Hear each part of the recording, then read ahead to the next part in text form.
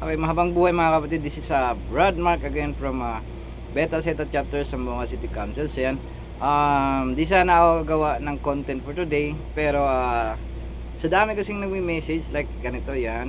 Okay, nagko-comment. Okay, so di ko na-screenshot lahat kasi nga sa dami talaga nila. Okay, so ang dami talaga nagko-comment, nagme-message kung pwede ba daw silang sumali sa kapatiran. So, bago ang lahat, kung trip mo ang topic na to, okay, pakipollow na po ang ating page yan. Pakipollow po ang ating page. And don't forget to subscribe our YouTube channel. So yan, may YouTube channel din tayo mga brad, no? And stay tuned na kayo dyan dahil umpisahan na natin to pagkatapos ng ating maikling intro. Pasok!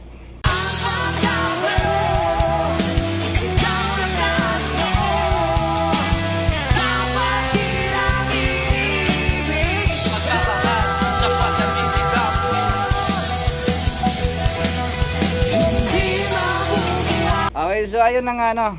Okay mga kapatid, sa dami nang nagme-message, nagko-comment kung pwede ba daw silang sumali sa kapatiran. So yun, okay, ginawa ko ang video na to para isang explanation na lang din at naway mapanood din to ng mga taong nagtatanong at mga nagko-comment or basta yung mga nagme-message kung pwede ba daw silang sumali sa kapatiran.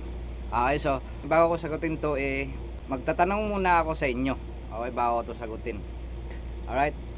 Okay, unang-una, bakit nga ba gusto nyong sumali sa kapatiran? Pangalawa, anong nag-udyok sa inyo para sumali? Okay, pangatlo, okay, ano nga ba ang fraternity para sa inyo? Okay, pang-apat, alam nyo ba kung ano yung pagdadaanan ninyo kung sasali kayo sa isang fraternity?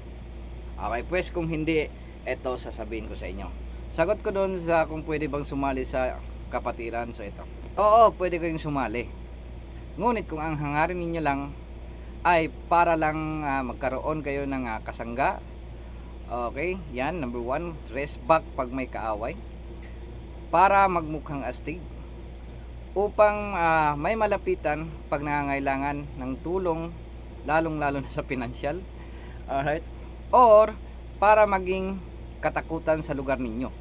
Okay, kung yan yung mga hangarin or mga hangarin niyo or yung mga mindset ninyo, ay di kayo nararapat sa kapatiran, right? Wala kayong puwang sa kapatiran, sa madaling salita. At bago kayo makapasok sa kapatiran, pagdadaanan nyo muna ang matinding sakit. Yan, number 1 talaga yan mga brad, matinding sakit. So, huwag nyong sabihin pagka sumali kayo ng ganito, ganyan, o kung anong klaseng kapatiran man yan. Okay, huwag nyo sabihin na napaka-easy lang. Okay, real talk na talaga tayo. Kasi nga, didiretsuhin ko na kayo. At okay, pagdadaanan nyo yung matinding takot. Pagdadaanan nyo din yung sakit. Okay, matinding sakit.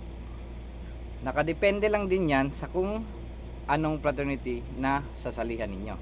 At ayaw ko mag-encourage na sumali kayo kung yung mga dahilan nyo is yung mga nabanggit ko nung una.